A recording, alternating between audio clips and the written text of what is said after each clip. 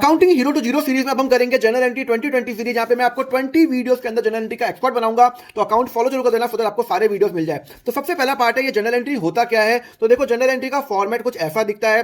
5 headings होती है, date, particular, LF, debit और क्रेडिट। डेट में डेट ऑफ ट्रांजेक्शन, पर्टिकुलर के अंदर मेरी एंट्री होगी, एलएफ में लेजर फोलियो आएगा, डेबिट में डेबिट का अमाउंट और क्रेडिट में क्रेडिट का अमाउंट, और फिर यहाँ पे आएगा नरेशन। पहले हमेशा डेबिट आएगा, फिर हमेशा क्रेडिट आएगा। अब रही बात ये एंट्री करे कैसे, तो इसको समझने के लिए हमें रूल्स ऑफ डेबिट और क्रेडिट समझने पड़ेंगे। तो हमें 3 स्टेप्स करने होते हैं, step number 1, 2 and 3। Step number 1 होता है कि मेरे कितने टाइप के मेरे अकाउंट्स हैं, मतलब जो भी मेरी पूरी दुनिया में जितने भी अकाउंट हैं उनको मैं 5 में क्लासिफाई करूंगा, और स्टेप नंबर 2 में रूल्स करूंगा, और स्टेप नंबर 3 में मैं एंट्री करूंगा। तो पहले अपन करते हैं स्टेप नंबर 1, कितने टाइप के अकाउंट्स होते हैं। देखो पूरी दुनिया में मेरे जितने भी अकाउंट होते हैं उनको मैं 5 में डिवाइड करूंगा, एसेट, लायबिलिटी, एक्सपेंस, इनकम और कैपिटल। तो ये एसेट्स क्या होते हैं? एसेट्स वो होते हैं जो मेरी प्रॉपर्टी होती है, जिसपे मेरा हक होता है, जिसकी लाइफ 1 साल से ज्यादा होती है, जैसे कि लैंड हो गया, बिल्डिंग हो गया, व्हीकल हो गया, कैश हो गया। ये सब क्या है? मेरे एसेट्स है, जो मेरी प्रॉपर्टी है, जिसपे मेरा हक है। मुझे किसी से कुछ पैसा लेना है तो वो भी मेरा क्या हो गया? वो मेरा एसेट हो गया, जैसे कि डेटर हो गया। लायबिलिटी क्या होती है? जो मुझे किसी को पे करना है।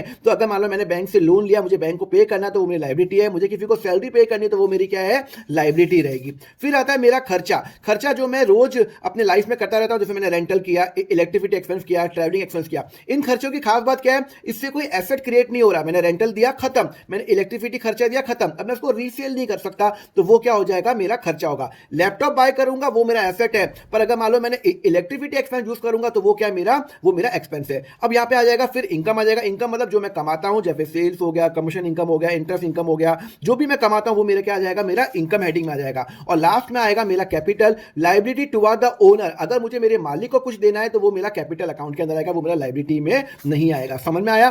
तो अब हमने ये समझ लिया दुनिया में कितने टाइप के अकाउंट होते हैं, 5 अकाउंट होते हैं। उसके बाद हमें क्या करना है? Simple step number 2, rules of debit and credit. Rules of debit और क्रेडिट में क्या आएगा?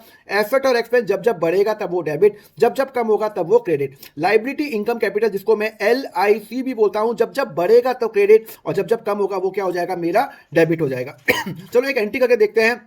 Salary of ₹2000 paid in cash. यहां पे मैंने सैलरी पे की और मेरा कैश गया। अब सैलरी क्या है? मेरा खर्चा। जब जब मेरा खर्चा होगा तब वो क्या होगा? मेरा डेबिट होगा।